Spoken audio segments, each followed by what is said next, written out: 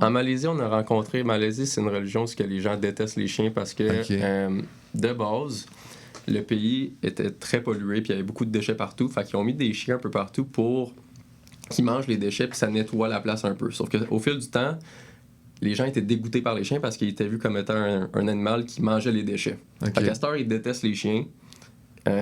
Par contre, quand on est arrivé, il y a un chien. Tous les chiens ont peur des humains, en fait. Tu peux pas en approcher aucun. Tu essaies de les flatter, c'est impossible. Mais il y a un chien qui est arrivé de nulle part puis il a commencé à nous suivre sans arrêt.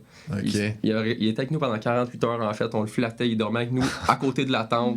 Pendant la nuit, il y a des singes qui sont venus où qu'on dormait puis ils chassaient. C'est bien drôle. Puis là, on était rendu au stade où il fallait qu'on change de pays.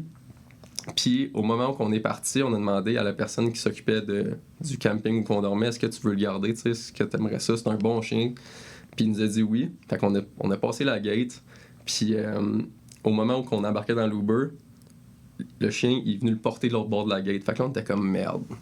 Fait que là on n'a pas pris l'Uber finalement, on a gardé Dub puis on est allé genre...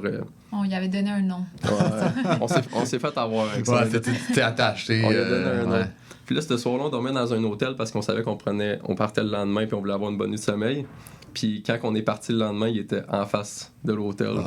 C'était crève-cœur. Ouais. Il vous disait bye-bye avant. C'est ça, mais c'est de savoir qu'à partir de ce moment-là, il est plus aimé, tu sais. Ouais. C'est ça qui est triste, c'est qu'il a réussi à nous faire confiance puis que du jour au lendemain, nous autres, on calisse notre camp puis on pouvait pas partir avec. T'sais, on s'en allait au Japon, on s'en allait justement dans une famille qu'on connaissait où la grand-mère nous accueillait. On va pas arriver là avec un chien, tu sais. Mais en fait, on peut même pas quitter le pays avec le chien en plus. C'est un peu compliqué. Mais être revenu au Québec, on l'aurait probablement. Okay. Ouais, non, on a eu un coup de cœur. C'est quand? Genre, j'y pense encore à toutes les semaines. Faut pas trop qu'on regarde les photos là parce que... Ouais, c'était triste. Moi, ça a été... Mettons, ce que je me souviens le plus du voyage, c'est ce moment-là, c'est ce chien-là. C'est crève-cœur quand même. On espère que quelqu'un est là live ou qu'il l'a ramassé comme...